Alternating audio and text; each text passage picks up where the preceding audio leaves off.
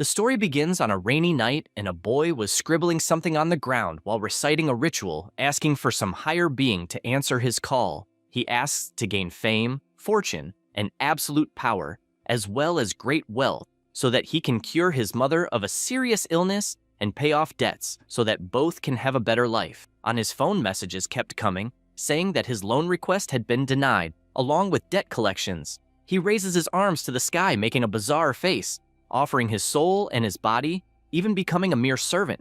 In his eyes, it is possible to see something approaching, and in the next second, a lightning bolt strikes directly where he was. After that, he remains unconscious until he finally opens his eyes and tries to get up, feeling like his head is going to explode, and only remembering that he was at the company working on a project. Looking to the side, he sees a huge puddle of water reflecting his face, and at that moment, he gets scared, asking why his face had changed so much. But his surprises were not over, as in front of him, there was a giant tree and he did not understand where the hell he was. Suddenly, a voice echoes in his head congratulating him. Then a book appears saying that it was successfully summoned and therefore will grant 3 wishes, allowing him to ask for anything. The MC is surprised since he is seeing a talking book, and something like that did not exist on planet Earth, and he wonders if by chance he transmigrated. He begins to analyze the book from cover to cover, since apparently he gained some wishes,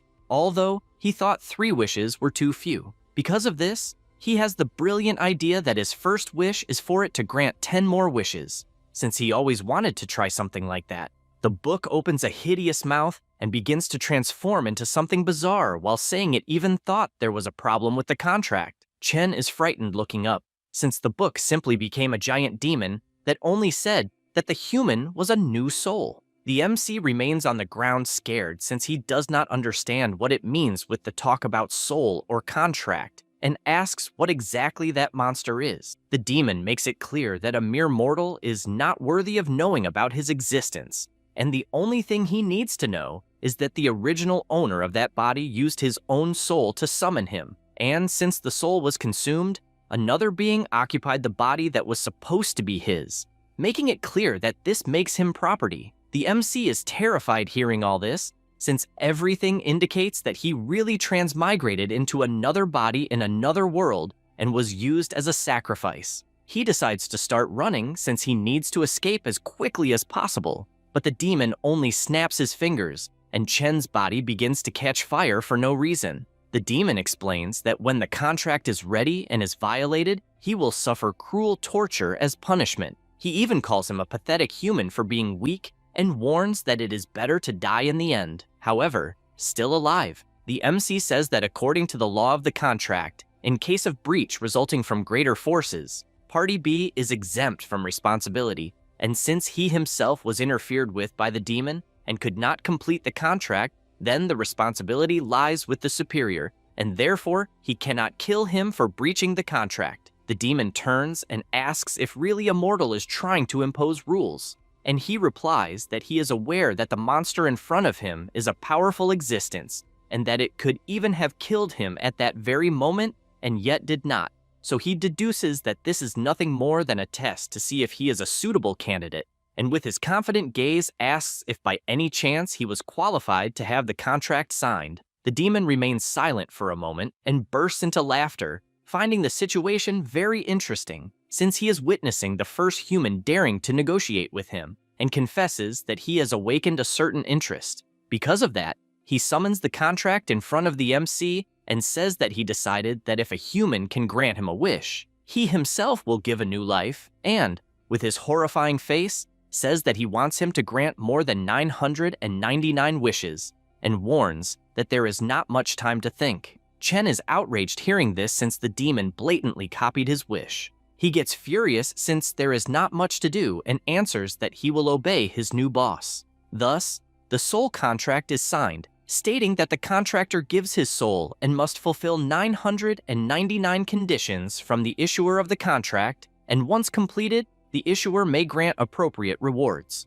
After that, the MC leaves and arrives in front of his house, although not knowing for sure if it really is his house since his new boss simply left him there. He remembers when he was expelled from the portal, while the book told him to do whatever he wanted, and that it would return soon to give some order. He becomes thoughtful about this since he imagined he would be treated as a slave, and that was not the case.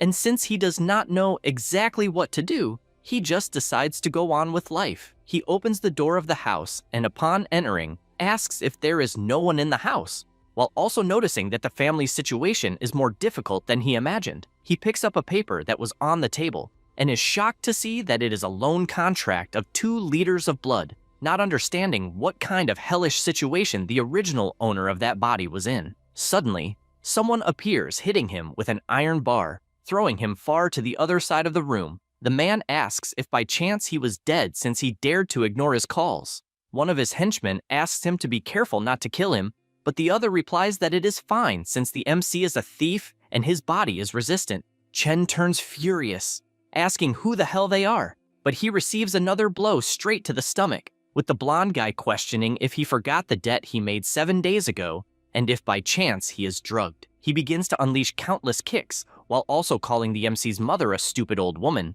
since she will risk her own life to pay the debt of a useless person, and asks if the 2 of them will always be trash. He only keeps defending himself while being forced to listen that he is a useless thief just like his mother and that they are not worthy enough to live. At this moment, he remembers when he was a child and his mother asked if he would like to give up being a thief. He answers that no, since he does not want his mother to work so hard, and also says that he had a nightmare where he dreamed that she had to make handicrafts every day until one day she slept and never woke up again. She is surprised hearing this and, smiling, extends her hand to his head and asks him not to worry, since everything will be fine, and her image appears in front of him trying to comfort him, since all she wanted was for him to believe more in himself. These memories fill him with fury, and looking at the blonde in front of him, he lands a punch straight to his mouth that makes him fly with all force to the other side of the room. The henchman, who was not paying attention to what was happening, is startled to see something passing by his side like a bullet. They see Pietro completely smashed against the wall. The 2 turn around saying that something is wrong, and, when looking at the MC, ask if by chance that aura means he became a star level. He, with his frightening face, questions, what is the problem with someone of low class trying to rise socially and economically, telling everyone to shut up since he is not in the mood. Jungu looks irritated since, from what he sees, the MC is only at stage 2 of Class E, and even so, he is being arrogant. Because of this, the 2 begin to walk slowly, agreeing to give him a good lesson so he learns once and for all. The MC begins to feel the power flowing through his body and imagines that the Oracle and Stage 2 of Class E, which he heard the bullies talking about, could be about the power inside him, believing that it is probably of a higher level than himself. Suddenly, Jungu appears attacking, but Chen notices that he can see the movements completely and therefore easily dodges the attack, making him hit the ground. In the next second, he appears behind him and lands a kick straight to the head of the big guy, making human ketchup gush everywhere. James advances scared since as far as he knew, the MC was Class E Stage 2 and doesn't understand how he can be so fast and strong, but he feels confident for being in a blind spot, and maybe he can even break his ribs. This thought is useless since Chen, even with his back turned, lifts his leg and lands a direct kick on his stomach, making him vomit without understanding how he knew where he was without even looking, and because of that, he is thrown to the other side of the room. He starts begging for his life since he has no idea how the MC became so strong, and claims he was only following orders since the one responsible for everything was Lin Yu. Chen questions that name and makes it clear that he will settle the debt, and that's why he wants them to stop bothering him. Immediately, Jaime grabs his colleagues and leaves the house. The MC stays silent for a moment and asks if by any chance his boss was watching. At that moment, the demonic book appears through a portal, confessing that he is surprised that he managed to sense his presence. The MC points out that he felt a strange power, and therefore imagined that he had been receiving slight help. His boss replies that it was exactly that, since if he hadn't lent a little power, he probably would have died.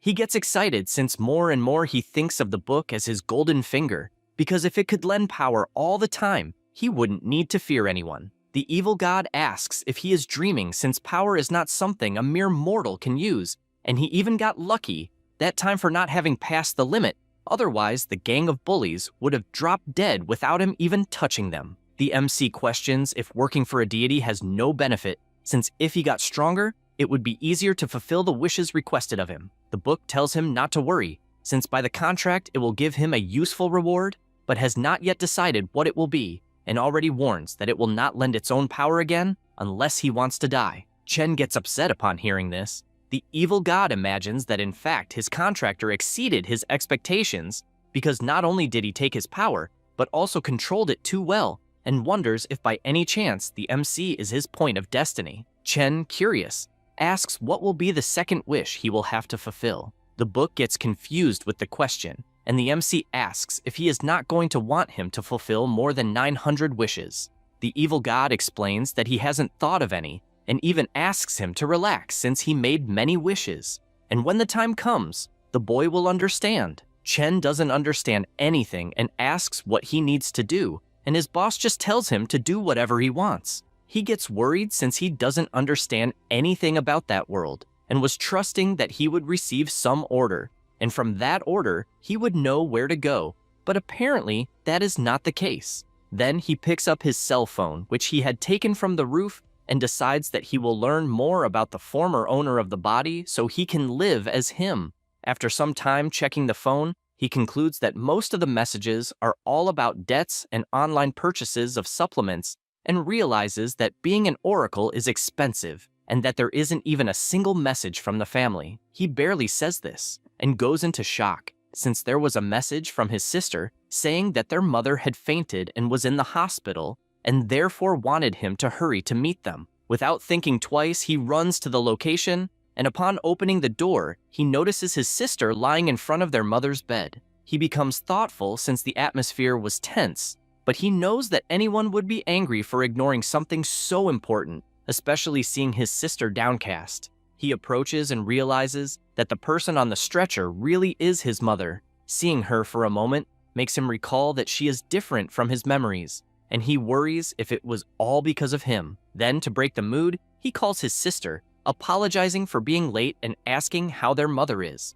Yue Qing immediately asks what his excuse will be this time, guessing if it will be training or if he was busy summoning gods to do great things. She begins to tremble and says that their mother worked hard to pay his debts, even fainting, and then, crying, she screams wanting to know why he never visited her even once, since their mother gave everything so that nothing would be left for him. She continues pointing out that their mother could not even go to the ICU because she had to pay his debts and survived only with willpower, as she came very close to dying, and that is why she wants to know if he can understand this. After venting, she takes a deep breath and apologizes, since she herself and her mother are tired. Yue Qing shows a card that has enough for 6 months of expenses and warns that from that moment on, she herself will take care of their mother, and that, furthermore, he will have to take care of his own bills since the two of them will no longer have anything to do with him. The MC begins to sweat cold, and she ends by saying that from that moment on, the two of them no longer have any ties with him. With this conclusion, he leaves the hospital, and the evil god says that he can feel his anguish, and asks if, by any chance, the words of a human affected him so much, since theoretically the girl should be a stranger to him, as he is a reincarnated from another world, and adds that in the end, it is not really his fault. Chen is surprised since he did not expect the book to be the type that consoles others, and explains that he is fine, as the girl just reminded him of the past. The book agrees, since it does not want to see any mess delaying its wish. The MC fills himself with confidence and asks if he will become stronger if he shows his worth, since that way, he will be able to make up for everything that happened. The evil god finds this interesting and replies that yes, he will become stronger if he proves his worth, and seeing the MC walking, imagines that he does not want to see the boy disappointing him. Meanwhile, at the brilliant nightclub in the City of Light, Lin Yu is sitting with two girls and comments that the month's profit was not bad, and orders them to contact the other thugs to speed up the recovery process, since the high echelon cannot wait that long. His employee replies that it is no problem and says that according to the investigation, someone from the organization in Zone A had trouble collecting rent and 3 of them were beaten by a student. He finds this funny and comments that there is still time for the harvest, affirming that it is because of arrogant people that less money is being lent than before. The employee says that he will punish those responsible, but explains that it is a special situation since among the people there are oracles of apprentices of level 2 and 3, and apparently the thugs were injured by students who had just reached level 2. Lin Yu remains silent listening to this and asks for the report since he wants to know who it is. After seeing the photo of the MC, he becomes puzzled, trying to understand how a brat of low level could defeat a level 2 and a level 3 at the same time, since even one of the weakest level 3s can fight against 10 people of level 2, and the gap between levels is not something that can be compensated only with skills. He smiles, considering that Chen may be hiding the strength he possesses, since he is probably a level 3, then orders close observation and not to let such a talent escape.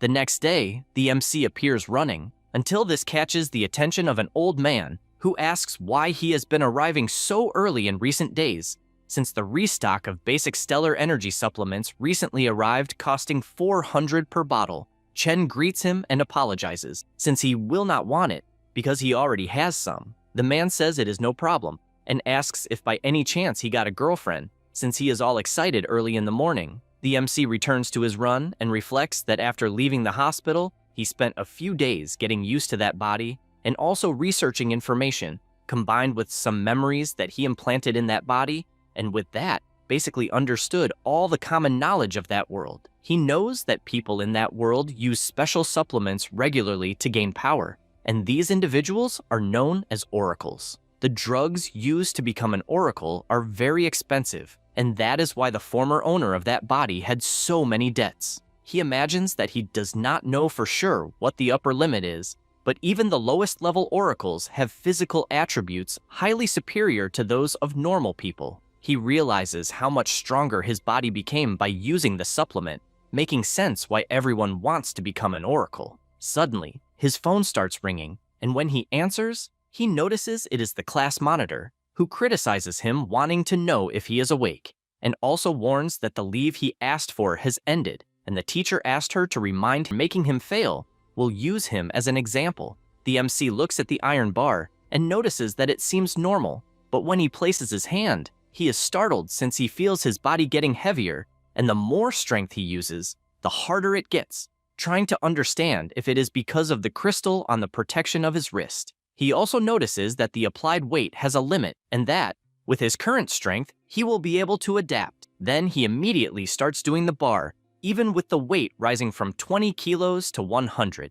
The students around are surprised to witness this, and ask if by chance the MC just did 100 times, since before he could not even do 30, and he is already almost second in the ranking. He finishes the exercise, and at the same moment several students run around him saying that he was incredible, since with the grade he got he could join the elite class. And they still ask when he reached second in the rank, and if by chance he used many supplements.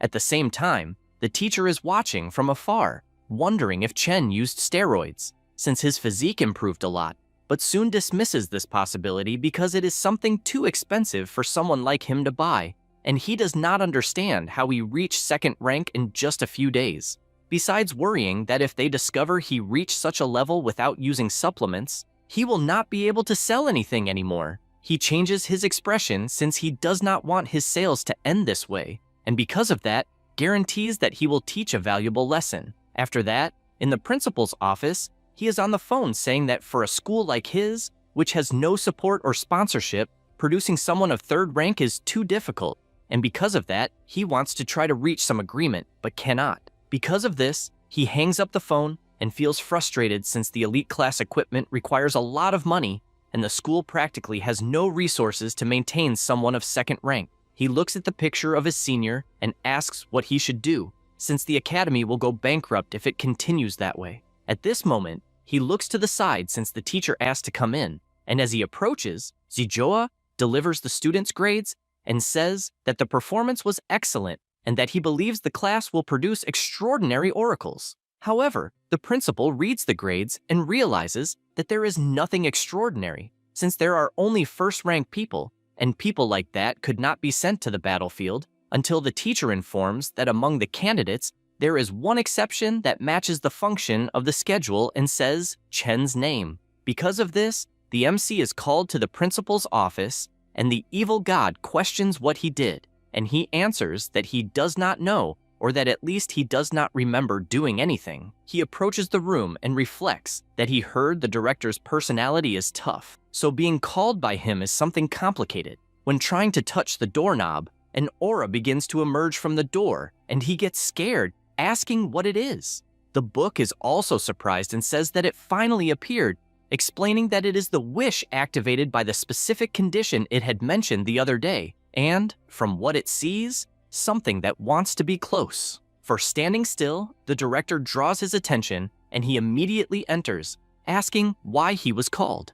The director places his hand on the MC's file and informs him that he found his physique good, since it is almost of second rank, but says that the problem is the absences, the disrespect toward teachers, and the fights, as it gives the impression that he is hot-tempered, but confesses that this is irrelevant since he believes that something is more important than everything for an oracle. He makes it clear that he is referring to money and, because of that, warns that Chen should give up once and for all. Asks if it is some kind of joke since he can barely stand, and questions if the book cannot take it on its own. The evil god replies that obviously, if he could, he would have already done it, but the contract stipulates that he can only obtain something that belongs completely to the MC, and therefore, he must find a way to possess the crystal. He does not like this at all, since if he wants to pay his debt, he will need to enter the central zone of the city, but he is aware that entering the city, besides requiring a rank D, also asks for an Oracle graduation certificate,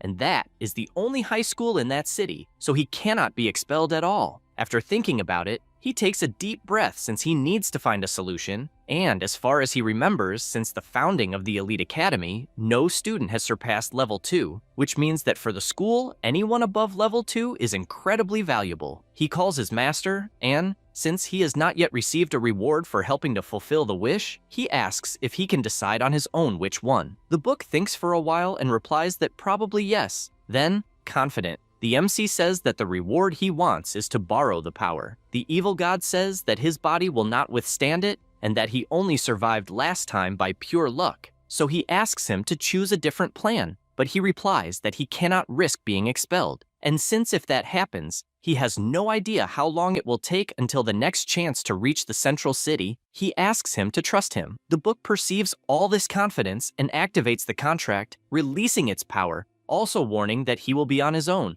The contract appears stating that the contractor grants the contracted one a reward, which is to borrow the power at any time, but warns that all consequences are the responsibility of the contracted one. He accepts without thinking twice. At that moment, the principal asks if he has anything else to say, and he replies that he would like to be tested once again to be able to decide his status only after that. Hu Wei sighs and tells him to squeeze his hand, and when he does, he realizes that he is at level 2 and that it is higher than the report stated, but still far from enough, and therefore considers it a shame. The MC closes his eyes since he knows he has only one chance, and decides that he will use the maximum of the power he absorbed. Thinking this, his body begins to overflow even more energy, leaving the principal startled, since in front of him is a student overflowing with incredible power. The book is also surprised since it did not expect the explosive power of the MC to exceed even the power it had lent. Hu Wei, still astonished, cannot believe that the level simply rose all of a sudden, and looking at Chen,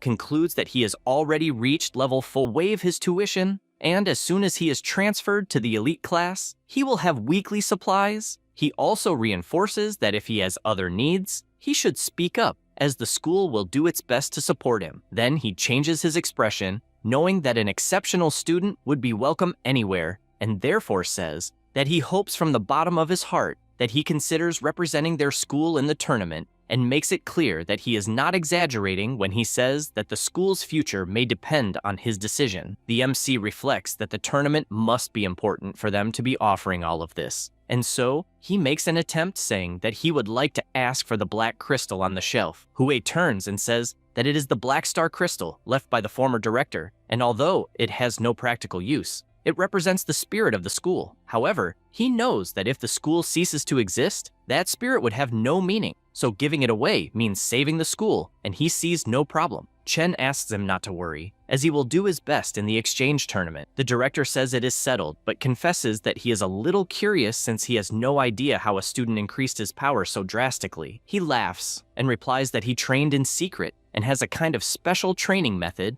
and therefore asks to keep that level a secret. Hu Wei says that it makes sense and imagines that concealing levels is a skill developed by oracles to deceive enemies in combat, and he did not expect someone so young to have such tactical awareness. At this moment, a female student arrives in the room at the director's request, and he says that she should quickly take Chen to the elite class according to his instructions. She says it is fine, and they both leave walking through the school. At this moment, the teacher comes running and starts shouting at the MC, saying that he tried to beg the director to change his mind, since even with average grades, everyone deserves the right to learn, and he also asks him to stay dedicated even after being abandoned. The MC does not understand all of this, just like the student, who says that Chen was not abandoned, but transferred to the elite class. She also says that the director is looking for him and even seemed angry. Zijoa thinks about it and realizes that he screwed himself badly by trying to mess with the MC. After that,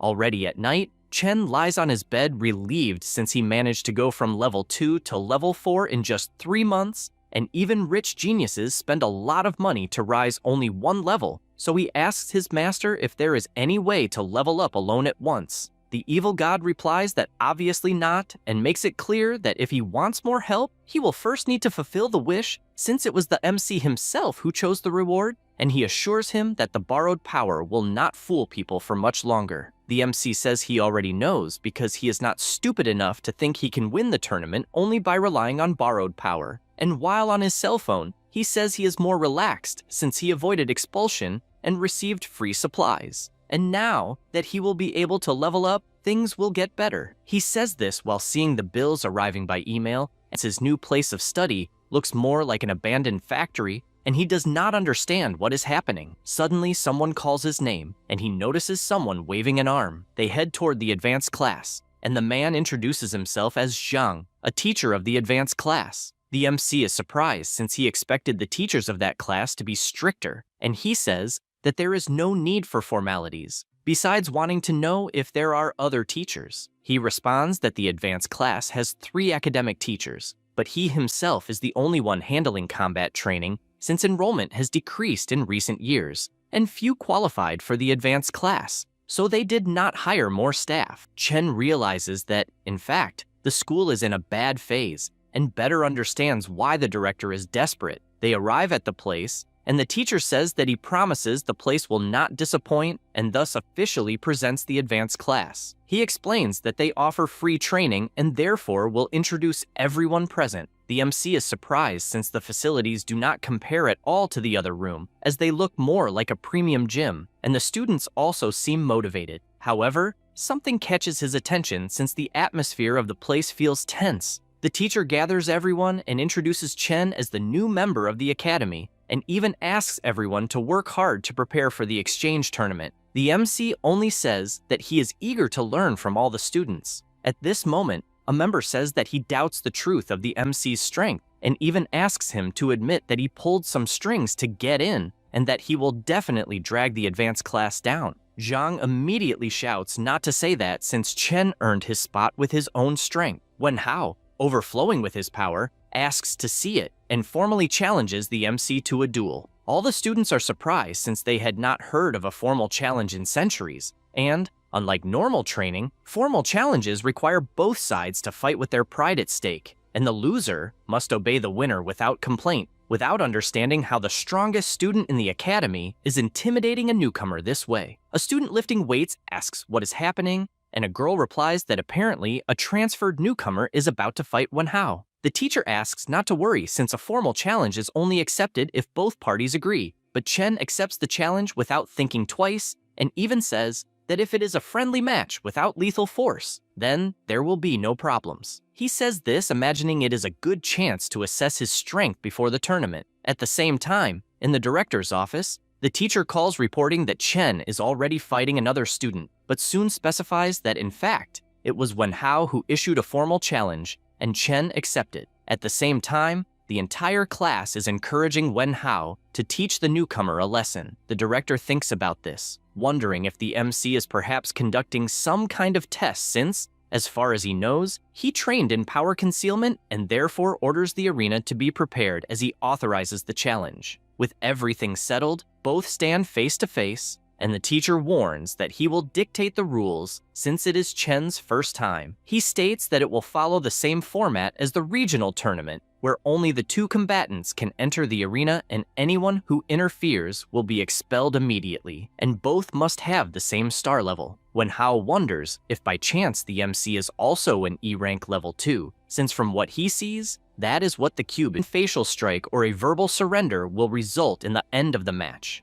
With everything explained, he gives the order to begin, and immediately Wen Hao charges for the attack, trying to grab the MC's neck since he wants to finish it instantly. However, it is useless since he only blocks the attack, as he knew his opponent's plan to strike first. Next, the fire-haired one keeps trying to land other blows but misses them all. He attacks with more fury, but Chen keeps dodging with extreme ease, and he becomes increasingly irritated, deciding to attack with his kick this time, and at the moment the MC dodges, he shifts the direction of the attack aiming at his head, landing a full hit that in fact strikes the MC's arm. He looks to the side after this attack, and placing his hand on the ground, lands a full kick to the neck that leaves the big guy shocked, since he did not imagine his opponent also knew martial arts. He tries to calm down, because as long as he doesn't receive an attack to his face, he will be fine, and therefore still has a chance. But when he turns around, he comes face to face with Chen's fist hitting his face. The MC pulls back his hand and warns that a clean facial strike means victory. Wen Hao simply cannot believe what happened, and the teacher shouts that the winner of the duel was Chen. Wen Hao still tries to process that he lost, as do all the other students who are shocked that the strongest in the class lost to a rookie. The MC imagines that the match ended faster than he expected and then asks if by chance there are any more complaints or if they are all over. The teacher, still processing what happened, thinks that Wen Hao had professional training and therefore does not believe he lost. On the other hand, Chen never trained any technique, but his physical abilities and reaction speed were exceptional. At this moment, someone appears saying it was exceptional. It was the director who, besides praising the fight, called the MC to talk for a minute, and the two walked away while people still admired how strong he is. Meanwhile, the blonde guy could only think that he needs to recruit Chen for his team at any cost. At the same time, the director wonders if the MC is getting used to the elite class, and he replies that everything is fine, although he noticed that his classmates are a little too enthusiastic. Hu Wei agrees and says it is normal for them to be surprised when they see someone strong, and therefore asks him to focus on training, also telling him to ask for anything he needs. The MC is amazed at how much the director came to trust him, and, therefore embarrassed, he asks if the students have any way to make quick money. The director is surprised by this question, but asks that at his age he should not worry about money, since he should focus on training so that only later he can make a lot of money, besides knowing that his family is going through difficulties, and therefore says that the school can cover some costs. However, Chen just thinks it's fine since he asked on impulse and believes he will have to find another way to make money. Back at the academy, he keeps thinking that student loans are severely punished by the school, and therefore, it's better not to get caught, but he still doesn't know where he could make money. At this moment, someone approaches calling his attention. It was Jiarui, saying that he found the fight amazing since it even caught the director's attention. The MC, confused, asks who the hell he is. At this moment, Xiaoxia approaches and apologizes, since her colleague has always been weird like that. Then she explains that, based on the registrations, they are his seniors, and therefore asks him to feel free to ask anything if he has doubts. He doesn't know what to say and just thanks. Jiarui says that now they are a team of 3, and as team leader he will make sure the MC is fine. He is confused, finding all this strange, and the blonde guy asks if by chance he was transferred from a lower class, and also asks where he learned the combat technique he used in the battle. Chen says he didn't understand what he meant by combat technique, and Yarui cannot believe he doesn't even know what that is, and asks what move he used to defeat Wen Hao. He smiles and just says he's struck by reflex. The two cannot believe it, since it was a brutal blow, and even say that if Wen Hao finds out, he will be furious. On the other hand, The girl decides to explain that combat techniques are powerful moves that only high levels can learn using scrolls or memory stones, and depending on how they are, the effect can change. There are also many types of techniques that match each one's fighting style. Jiarui takes advantage of the subject and says that the move Wen Hao used in the battle was a rank D combat technique called Hook Wind Kick. The MC is surprised to hear this since it was indeed strong enough that he couldn't block, and, wanting to know more, asks if combat techniques are rare. The blonde guy replies that they are basically ranked, and the stronger they are, the rarer they become. In addition, the school teaches the basic ones, but if you want powerful techniques, you will have to buy them or have someone to share, and he informs that a basic rank D technique costs around 500,000. He is shocked by such a price, and has no idea how many months it would take to get it. Jiarui gets excited since he has a technique he would like to present to the MC during a training session, just like Xiaoxia, who also has one to show. Chen gets startled since both are acting as if 500,000 is not a big deal, and therefore, he believes they must be rich. With that thought, an idea comes to his mind. Since if both are from a wealthy family, then maybe he can get information about ways to make money. Because of that, he asks if there is a quick way to make money for someone who wants to buy a technique but has none. Jiarui asks if anything counts, like robbing a bank, but he replies that this is not allowed either. The blonde guy becomes thoughtful, trying to imagine a way without limits to get money quickly, and concludes that the only option is the miracle zone called Blackwater District. At this moment, Xiaoxia appears, punching him on the head and asking him not to talk nonsense, since if a teacher hears them, they will get a huge scolding. The MC becomes curious and asks what the so-called miracle zone of the Blackwater District is. The blonde guy smiles and says he was just joking, since although he has heard that anything can happen there, the school forbids any student from getting close, and if caught, they will be exposed without even a discussion. He then asks how much money is needed to learn the combat technique he wants. The MC replies that around 300,000, and both get scared, since it is a very high amount, about what he just heard, since desperate times call for desperate measures. And so, he decides to check the district after leaving school. Later at night, on the Blackwater Road, the MC approaches using the location on his phone and realizes the place is not very far from his house, since it only took a few minutes by car. He imagines that he changed his uniform to make it harder for someone to recognize him if seen, and then asks his master what he thinks is in that place. However, he becomes confused since the evil god's book did not appear to give any answer. He says he knows that the outer zones do not have many high-level envoys, and therefore believes he can handle it alone, even seeing that the place has clearly been abandoned for a long time. Suddenly, he hears some noises, and concludes there are signs of someone walking in the area. And upon seeing a light inside a door, he imagines there must be some interesting secret to discover. As he begins to enter, some people arrive at the place and watch with sinister faces. After Chen goes down the stairs, he is surprised since the so-called miracle zone is truly amazing, as it is like a secret city. He observes the dirty streets and people making illegal deals. While watching all this, he concludes it makes sense why it is forbidden to mention that completely lawless place, since profits can be made in any way, and he believes he might get the money even before the deadline. Only then he closes his eyes, and looking back, asks how long he will be chased. A man with his group approaches and says he was planning to defeat him when he had the chance. But since he was discovered, he decides to change to something more aggressive. The MC questions why he wants to defeat him, and he replies that he knows very well what kind of person Chen is, since he has seen many like him who are disguised brats, and believes he will make a lot of money with the ransom. The MC finds this funny, since there is no one to pay for his ransom. The man approaches, and giving light pats on his face, says that he is a powerful oracle, and therefore asks him to be polite in cooperating with the ransom. Chen calls him rude, and at the same instant slaps his head, throwing him with full force against the ground. Seeing this leaves the thugs scared, who immediately draw their knives and charge for the attack. However, 2 crates come flying and hit the crazy duo head-on, also leaving the MC confused about what happened, until suddenly someone appears in front of him and, grabbing his hand, tells him to follow her, and the 2 run off until they reach another place. The MC thanks her for saving him, although he was going to use the 2 guys to ask some questions, and she asks if by chance he is Chen. This question leaves him shocked to the point of asking if she knows him. She becomes embarrassed since she needed to keep appearances, but soon finds it strange that he didn't remember her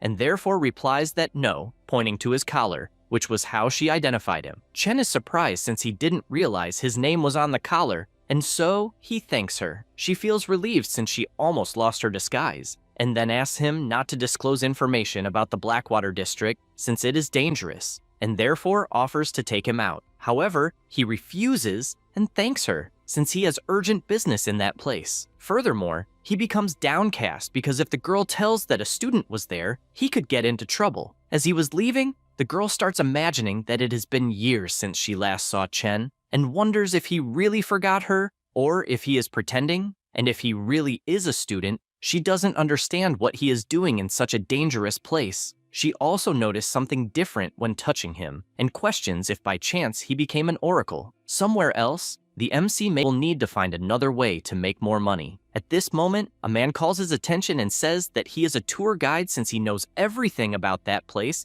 and therefore he could ask anything. The MC is surprised to know that and therefore asks where he could make quick money in that place. The man smiles and asks him to follow since he knows an easy place for that. Upon arriving at the new location, a battle was happening, and he asks if by chance it is an underground fight club. The man replies yes, and that it is the Money Hub. He explains that that night a special fight is happening since the winner gets the cash prize, a portion of the bets, and even oracles appear to fight. The MC realizes that although the fighter seems strong, he is level 1, and upon seeing the prize amount, understands that it is a perfect chance. He can only think that he needs to finish as quickly as possible and therefore asks for the next one to come in immediately. The man does that, but in the next second he is sent flying. This leaves the next fighter scared, but it is already too late since he too is sent flying with a single blow from the MC. A businessman becomes frightened by what he is seeing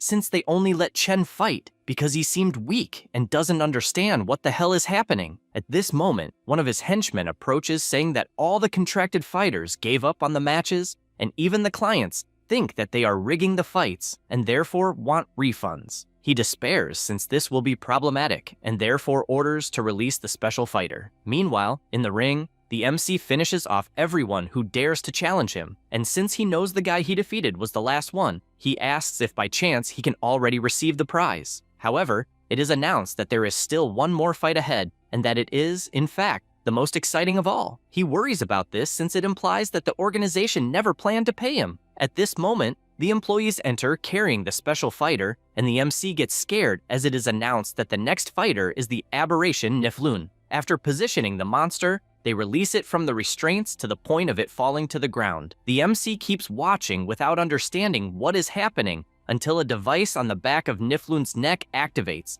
and he begins to rise, showing the hideous face he possesses. Realizes how frightening it is, since it looks more like a hunter going toward prey. At the same instant, Niflun moves his finger and instantly attacks Chen's face, who narrowly dodges in shock. He cannot believe how fast the attack was, and if he had not dodged instinctively, he would have died from that blow. He turns and realizes the monster is trying to kill him and therefore charges, holding both arms of his opponent since he can no longer hold back. However, the monster's strength is such that it begins to drag him backward, and this makes him even more worried as he needs to finish the fight as quickly as possible. He decides to raise his level to 4, and at the same instant his power begins to overflow through his body, and forming a hammer with both hands, he strikes the monster hard against the ground to the point of damaging the device. He keeps watching and considers whether this opponent died, but in the same second, Niflun counterattacks, grazing him with his strike. Chen retreats since his strongest attack did not have much effect, as the monster's thick skin is too resistant. He keeps running, imagining he needs a weapon. At this moment, Niflun attacks again with the resistant skin he created on his finger, and the MC takes the opportunity to break it in half. Then he takes the skin to use as a weapon and lands a direct blow on the monster's neck to the point of breaking its jaw. This frustrates him since the blow was superficial despite causing damage. At this moment, the monster begins releasing gas throughout the arena, and Chen wonders if it is toxic mist, but realizes it is just ordinary mist. Because he overthinks, he gets distracted and a blow lands directly on his stomach. He tries to counterattack, But besides missing his target, he takes another hit on his back. He tries to defend himself from the countless blows he is taking while imagining that he cannot see anything in the mist, and all he needs to do is find a weakness. He knows that even if he survives the attacks, at some point, the borrowed power will end, and therefore he must finish the fight before that happens. He tries to calm down since he needs to see through the enemy's position using all his senses. He thinks about this and tries to focus as much as possible. By doing so, he begins to see some figures moving through the mist, and this makes him confident until another attack comes his way, and he manages to grab not over. Only then does he begin to scream and, without hesitation, tears the monster in two with his colossal strength. The businessman tries to understand what happened, but he can't because of the fog, until he looks terrified at the result. The same goes for Lin, who doesn't understand how what she just saw was possible, since right in front of her was Chen holding the monster's two pieces in each hand. After throwing them on the ground, he looks back with his evil gaze and terrifies all the security guards. The businessman keeps asking how it was possible and, full of fury, says he can't believe his star fighter, for whom he paid a high price, was simply killed. The MC remains standing in the arena, hearing the organizers shout to go to the competitor to congratulate the new champion, and that makes him wonder if it's finally over. After that, backstage at the arena, the organizers show the cash prize and inform him that it totaled 510,000. Chen reaches out his hand, but one of them closes the briefcase at that moment. Then, he tells him to wait and, furious, orders him to become a contracted fighter competing under his agreement. Only then he will receive the 510,000, or else just accept 110,000 to walk away. Chen questions what he means by that, and Shouting Pyong warns that all contracted fighters have fled, and the main fighter of the event the MC killed. Therefore, he owes compensation. He makes it clear that no additional fights were mentioned, and therefore stepping into the ring and crashes to the ground while people ask if this is some kind of movie scene since the jump was insanely high. Lin, however, realizes what might be happening. Meanwhile, the MC goes around beating everyone up, and even though the henchmen retaliate with gunfire, he just dodges and punches them to the ground with all his strength. Then, he tries to leave but notices the alleys are blocked and begins to worry, since his heart is hurting because he used too much borrowed energy, and to make matters worse, his injuries are worsening, and his body will soon give out. Suddenly, Lin appears, pulling him and covering his mouth since the security guards are searching everywhere. Chen asks if by any chance she is the same person from before, and she tells him to save his strength, saying she knows a secret passage to get him out of there, and orders him to go straight to the exit before people return. He takes off his mask, completely exhausted, thanks her for the help, and runs off without wasting time. At that moment, her superior contacts her, asking if she is in the district again, and she replies that she needs to talk to her grandfather since she discovered something in common. After running a lot, the MC finally arrives at his home and immediately falls to his knees since his heart is hurting badly, and he even thinks he can't take it anymore. He tries to resist, but collapses unconscious. He starts dreaming, where his mother says she will get better in 2 or 3 years, and on the phone, she says she wants to see him getting married and having children, and also watch him grow old, but apologizes since she no longer has the strength to walk the path with him. And her final words are that she loved him very much before going silent. At that moment, he wakes up crying and is confused about what happened. Only then does he look to the side and wonder if it is the house of the body's former owner, and realizes that he is still alive. He sighs in relief since his dream woke him up, until a voice startles him by asking if he is awake. It was the evil god saying he had been away for a while as he had business to handle elsewhere, and since he saw that he was in bad condition for 2 whole days, he believed he would not survive and therefore demands an explanation. But before getting an answer, he starts shouting furiously because he is certain that the MC used his borrowed power to kill some monster, even though he had warned not to use the power recklessly. Chen just listens silently and explains that he had no choice since he could have died. The book asks if by any chance he thinks he will bring him back if he dies, and makes it clear that the last time he revived him, he used most of his power, and therefore, if it happens again,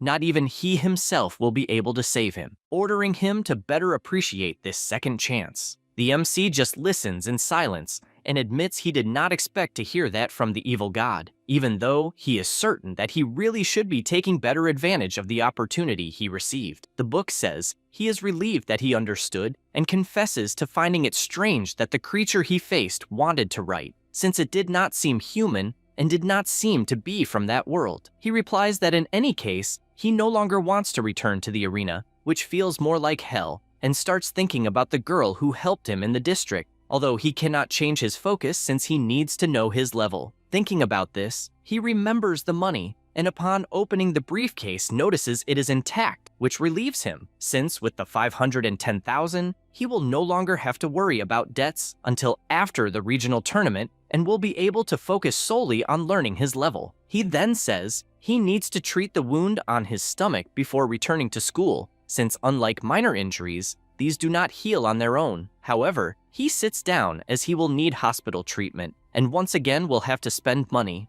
After that, he goes to the hospital, and once the treatment is done, the doctor explains that the wound has completely healed and asks if by any chance he is an oracle since the healing speed was not normal. He replies that he is, and the doctor, smiling, says that oracles often get injured and therefore there is a promotion, as he will probably get hurt again, but he refuses and thanks him for the standard medication. He then feels relieved that the monster's tongue was not poisonous. At that moment, the doctor presents a vial and asks him to take it, but the MC finds it strange as it is glowing and therefore asks why it is shining so much. But the doctor replies that he does not see any glow, as it is just a common anti-inflammatory for oracles. Chen finds it strange since he can clearly see the glow in the vial and wonders if he is the only one who can see it. The doctor once again tries to sell his promotion, pointing out that maybe he is hallucinating due to stress, but he refuses again, and then notices that all the vials in the room are glowing, as well as some people in the hospital. He finds all of this strange and ponders whether it is one of the effects of being an oracle, and as far as he knows, the difference between ordinary people and oracles is the enhanced star energy. He wonders if the incident triggered this and feels happy, since if it is true, it will be great, as the leveling of an oracle depends on the absorption of star energy, and if he can really perceive it, he will be able to absorb it more efficiently. Suddenly, he notices a person approaching, and as they pass by his side, he feels an energy on another level. He begins to sweat cold as the star energy he felt was extraordinary. This man looks back and asks if he was scanned by any chance,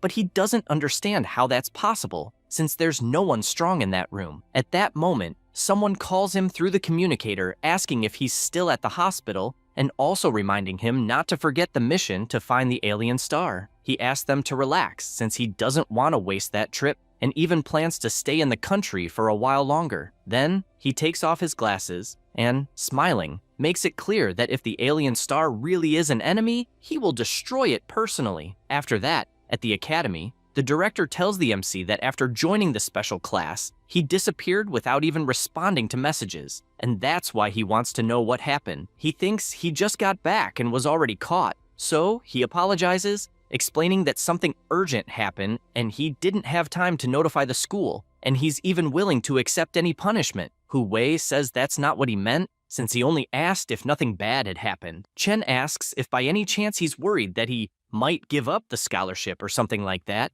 The director replies that's not the case. He's just more concerned that he might be hiding some kind of suffering he doesn't dare to talk about. The MC is surprised to hear this and asks him not to worry, saying he will give his best in the tournament to bring honor to the school. The director then asks him to return to class since his friends were worried. He's confused because he doesn't know what he means by friends. But when he returns, Jiarui and Xiaoxia run up to him. The boy starts by asking where he went since they hadn't heard from him in days, and the girl says the same, as even the teachers didn't know what happened, and she even thought he might have died. He apologizes and explains that things were hectic at his house. Then, Jiarui remembers the combat technique they were discussing and shows a card where he and Xiaoxia gathered 300,000, saying he could pay them back another day when he has the money. Chen can't believe what he's seeing since he only mentioned it casually and didn't expect them to take it so seriously, so he refuses, but thanks them and explains he found out what he needed isn't worth that much and decided not to buy it. The boy says that's a shame. At that moment, when Hao approaches calling the MC and says he heard he needed some money, so he gathered 50,000 even though he knows it's not much. The MC says he doesn't need it and even asks him not to act like a servant or anything like that since it's unnecessary. Xiaoxia finds this very strange and tells the boy not to interfere with his team, wondering if he has some plan in mind. He replies it's nothing like that. He just wanted to apologize to Chen because he was very arrogant that day and just wanted to make a new friendship. She whispers to Chen saying the boy is right since it was the first time he suffered a defeat and asks if he could let him join the team. He replies there's no problem with that. With that settled, she explains they're willing to accept him as the 4th member of the team, and Jiarui says they should celebrate, suggesting Wenhao serve him a glass of water, but the boy asks if this is some kind of joke since if anyone should do something like that, it should be for Chen and not for someone who defeated them badly. He gets angry hearing this and asks if by any chance he just joined the team and is already acting like the boss. The MC feels happy to see that they're all great teammates and thinks he's lucky to be alive. Otherwise, he would never have met them. After that, in the training room, he continues imagining that the way revelators evolve is simple, since it's just about letting the body absorb the stellar energy, and the more energy it absorbs, the higher the level, like an experience bar in a game. However, he also realized that the absorption rate is even more complicated than expected and knows this because he used equipment to maximize the intensity of training, but his absorption rate is still low. He knows that the stellar energy in the body was not absorbed in time, and that if it continues slowly, it will just leak out, completely wasting it. He is not even surprised that some people remain at the same level their whole life, and, in fact, if he keeps the current pace, he will never reach level 4 before the competition. At this moment, Jiarui appears and says that the free training is getting boring and asks to fight to change things. This makes him reflect that it was only at the time he had to fight the monster that he accidentally forced himself to understand and absorb the stellar energy, and because of that, he says that he has an idea and will need everyone's help. They go to the place, and Xiaoxia activates her dancing fist, just like Jiarui, and both attack Chen at the same time, who only blocks and dodges the attacks. After this training, he says that they have been training for almost an hour, and therefore everyone should rest. Xiaoxia admits that she thought the proposal of a 2-on-1 fight was a joke and didn't think they would even manage to touch him. The blonde guy agrees but confesses that he thought the method was amazing and that he doesn't even need to worry about winning or losing. The MC warns that the next round will be Wenhao. After that, he observes his friends and concludes that he was right, since in that type of battle, the absorption rate skyrockets. He knows that as long as his rate is high, he might try the method he has in mind, and to ensure the safety of ordinary people, the stellar energy in regular supplements is very slightly diluted, and if his physical quality is average and his absorption is low, even drinking thousands of bottles will not increase his level. He concludes that based on his observation, the borrowed stellar energy is 100 times more concentrated than supplements, so with his current capacity, absorbing it directly would definitely make his body explode. He realizes that he could make the borrowed stellar energy permanent, and that to level up quickly, it's worth trying. Thinking about this, he uses the borrowed power and realizes that until now, he hadn't noticed how absurd the amount he can borrow is, but knows that this allowed him to level up twice in a row, and little by little, he compresses it as much as possible until finally activating absorption, and his body starts drawing all the power into his chest. He starts sweating cold since he didn't expect that even a small amount would be so insufficient, as his entire body filled instantly, and realizes that even desperately holding back, his body still absorbed too much, and at that rate, his body will explode. So he raises his hand since he needs to release all the energy, and the power is shot into the sky, scaring everyone inside the gym, who start questioning if an earthquake is happening and if Chen suddenly released stellar energy. At this moment, the evil god appears asking what is happening since he felt some strange power, and seeing the MC's body full of energy, questions if he absorbed the borrowed stellar energy. He answers yes since he tried to control it while it was little, but unfortunately, it worked. The evil god is outraged that he managed to absorb his stellar energy and didn't die, and asks if by any chance he really could be his predestined one. The MC asks what he said, and the book answers nothing since as long as he stays alive, that's what matters. At this moment, the teacher appears asking what happened and they reply that they were just sparring for practice until Chen burst with energy. He is surprised to hear this since he sees intense energy overflowing from the MC, so he asks Wenhao to fetch a detector immediately. After running the test, he realizes he is level 3, and everyone is shocked because they are unsure if they saw it correctly. Because of this, Jiang runs at full speed since Chen is the first level 3 they've had at the school in a long time, and he needs to report it to the principal. The girl asks him to teach her how he leveled up, but he simply tells her to keep training since she'll get there eventually. Jiarui says he's not surprised he got so excited about the fight he had earlier, and she asks if by continuing to train, they'll really be able to level up like him. While the commotion spreads through the hall, the MC asks the evil god if he won't yell at him. The book replies that it's already used to it, and since he leveled up quickly, it won't waste time arguing because it needs him to get stronger no matter what. He tells him not to worry since he has a lot of energy stored, and when his body finishes absorbing it, he will probably reach level 4. The evil god just stares at him without saying anything. After that, time passes, and there are 55 days left until the exchange tournament. During this time, the MC continues training alone and with his team. Time goes by until it's finally September 6th, and there are 0 days left before the tournament. At the venue where the event will take place, everyone is amazed since they didn't believe the stage would be so big. Wenhao asks the MC if he's ready for level 4 fights, since the gap from level 3 to level 4 isn't small. He tells him not to worry because the principal said to just participate enough and win no matter what. So if it gets dangerous, he'll simply give up. His team wishes him good luck since the rest areas for level 3 and level 4 are separate, meaning they'll have to split up. He says goodbye since the moment has finally come and decides it's best to prepare as well. Meanwhile, in the VIP stands, the principal comments that it's his first time in a VIP area, and the teacher says the school only competed in level 2 matches, so they'd never received that kind of treatment until now. At this moment, Ming Yuan appears greeting the principal and congratulates him, as he didn't expect him to rise from level 3 to level 4 so quickly. Hu Wei explains that the efforts came from all the students, and that he just did his best to meet everyone's needs, also thanking him for notifying them in time about the rule changes. He emphasizes that there is indeed a new format, since the central government plans to increase subsidies for the winning schools, so the competition will definitely be fierce.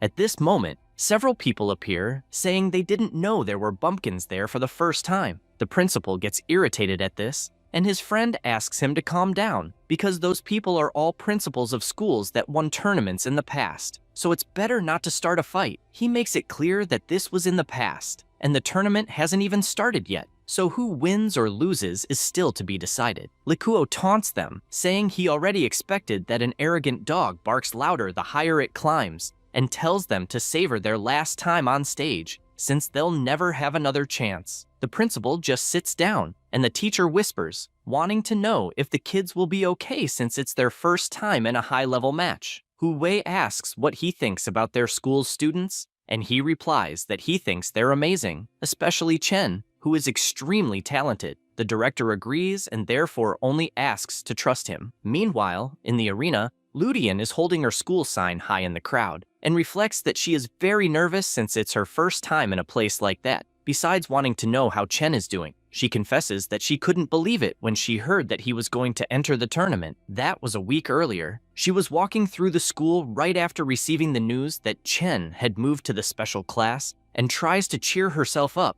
since now he is a school star who even represents level 4 players, and therefore she believes he probably wouldn't want to talk to someone from the lower class anymore. At that moment, she trips, but before falling, someone catches her. It was the MC, asking if by any chance she is okay. The class representative gets embarrassed and thanks him for the help, also asking what he is doing in that place. Chen replies that he was passing by when he saw her and decided to come over to say hi. Then he grabs the crate to help carry it, and she, even embarrassed, reveals that she was thinking that after he entered the special class, he wouldn't want to be friends with someone like her anymore. The MC just smiles and asks what she is talking about since friends are friends, and status doesn't change that. The representative is happy to hear that. Back to the present, it's announced that the contestants will enter the stage, and Chen prepares for it. Currently, Chen is rank E level 4. His ability is power lending. He has 999 wishes remaining, 0 rewards remaining, and 0 current payment due. His total remaining debt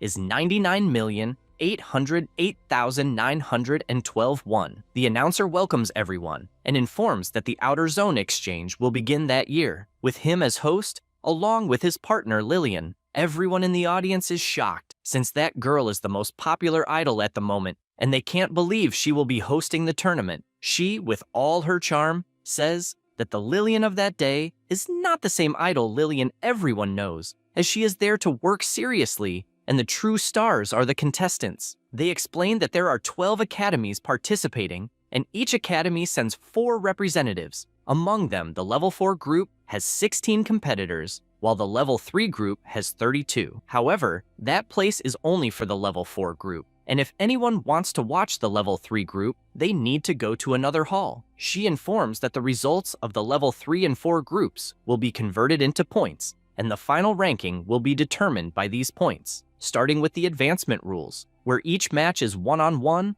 and the winner moves on to the next round. Meanwhile, the winners continue fighting other winners until the champion is determined, and to ensure the contestant gives their best, the time limit will be half an hour, and the battle ends when one side loses the ability to fight or surrenders, so she hopes everyone shows their true skills. At that moment, she asks everyone to look up, and everyone is surprised to see the legendary Rank S envoy named Bai Yue, president of the venue, as they had only seen him on television. Bai Yue makes a single movement with his finger, and the ground begins to shake. Everyone is shocked, as they expected nothing less from a master, since just one single movement was enough to shake the earth. The host continues saying that the jewel in front of them must be used during matches, and it not only serves as competitor identification, but can also protect them in critical moments. However, people cannot take their eyes off Bai Yue. The same goes for the MC, who begins to imagine that indeed the power of a rank S is like that of a god, although he didn't expect it to be so overwhelming. However, he notices that the evil god does not care at all about the presence of a rank S,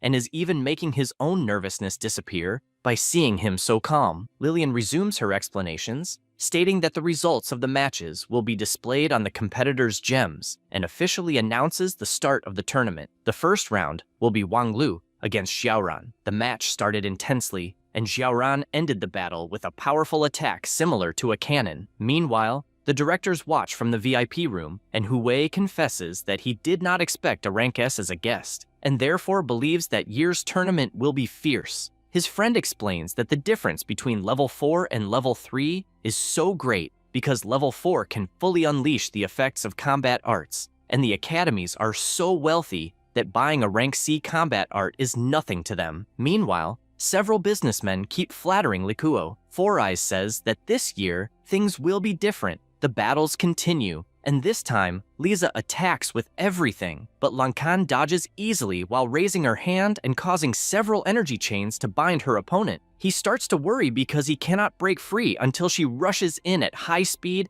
and lands a knee strike squarely into her opponent's strength. This drives the entire crowd wild, since using a technique to restrain the opponent and attack at the same instant is amazing. The director is also surprised to see that skill, since it is rare even among rank D envoys. Ming Yuan agrees, as it is indeed rare to awaken such potential, basically being a 1 in 10, 000 talent. Uyu, who is also a director, hears the conversation and says that power is nothing special, but Four Eyes rebuts, questioning why he despises it when the director spent a fortune trying to steal Lankin from them. This irritates him until Likuo orders them to stop, saying that the girl is nothing more than an envoy who awakened early. At that moment, something catches their attention as the fight between Zhuo and Manlin is announced. But before the announcement even finishes, the boy is defeated in less than 5 seconds. Everyone is shocked since the battle ended instantly, and they believe that year's champion is already decided. Zhuo comments that the tournament is boring as he imagined. Ou confesses to being surprised despite not expecting less from a student personally trained by a director. Likuo once again emphasizes that the more a dog thinks it's strong,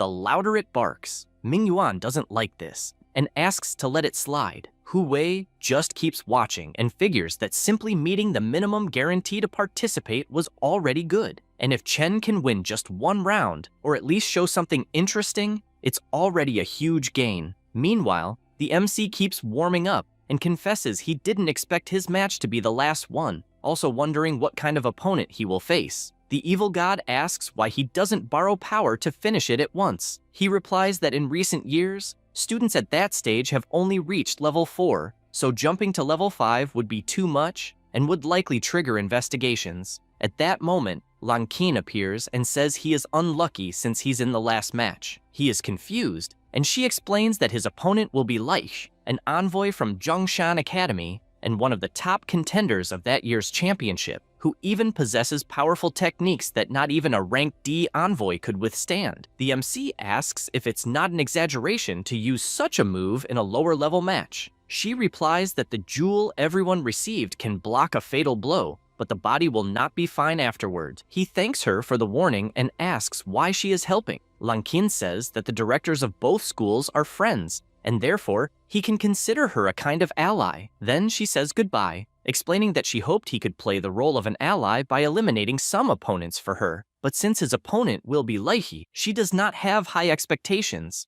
though she appreciates it if he can wear him down a bit. He becomes thoughtful about this since, given the respect she has for the opponent, he must be someone extravagant. After that, he goes to the arena as it is announced that the final match has finally arrived. Everyone is excited to watch the last match and shout that they couldn't wait any longer. He is surprised since he didn't expect such a warm reception, but soon feels frustrated because in fact, all that enthusiasm was for his opponent. At that moment, Leich appears in great style in the arena, and this makes the crowd even more excited to see the students' triumphant entrance. On the other hand, the MC looks back without letting himself be intimidated. Leich stands up and everyone starts commenting that they never imagined the final round would be him, a person who reached level 4 in just 4 years. The crowd was frantic on his side, and this makes the class representative upset since she doesn't see anyone cheering for the MC.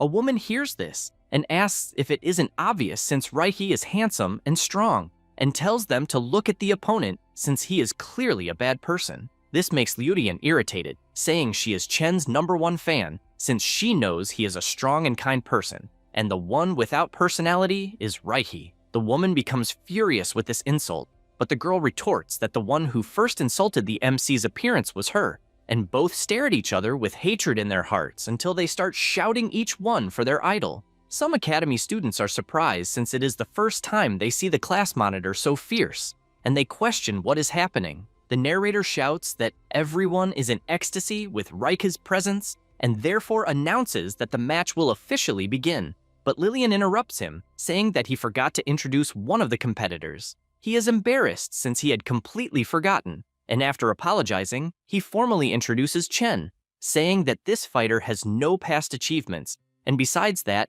has no signature technique nor record in the Academy, since it is his first time in the tournament. The MC becomes worried with the description and wonders if he should have at least bought a technique beforehand. The audience, after hearing this, finds it funny that a school spent all its resources to raise a single level 4 to fight, considering it a waste of a slot.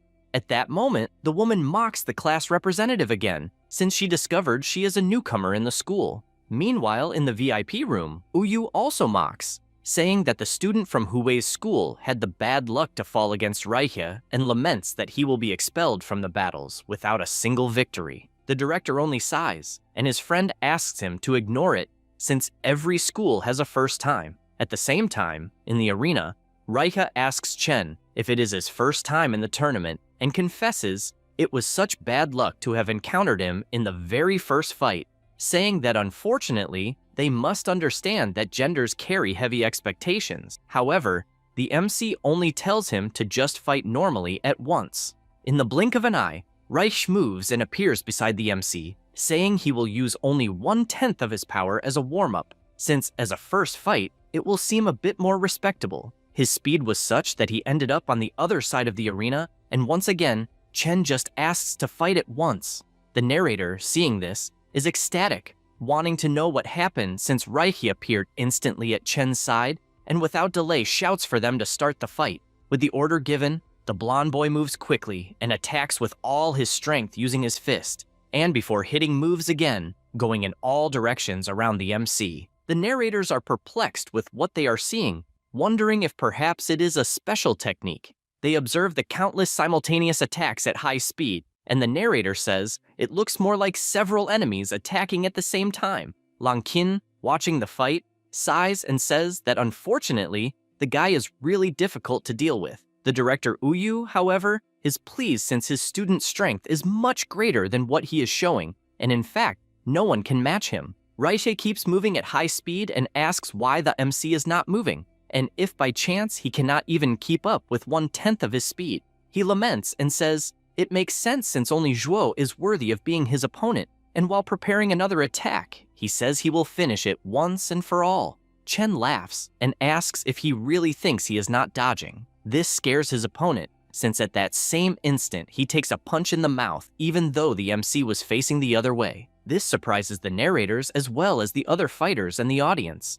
The same goes for Reiki, who after taking the punch, needs to understand what the hell just happened. The punch was enough to knock him to the ground, and the narrator shouts that Chen delivered a single punch and easily broke through his opponent's technique. People start shouting that Reiki was hit and that Chen is cheating. He is outraged by this since he only counterattacked. In the VIP room, the Four Eyes celebrates his friend's student strike since it was incredible. Uyu, however, shouts that it is impossible since no level 4 can match Reika's speed, and asks if by chance the student is actually an older person in disguise. The director finds it funny and questions if the evaluators wouldn't have noticed if he were someone in disguise. Uyu tries to argue back, but Likuo tells him to shut up since that noise is becoming an embarrassment, and, looking at Reike, warns that the fight is not over yet. That's all, folks. If you enjoy the video, subscribe and hit the bell. Thanks.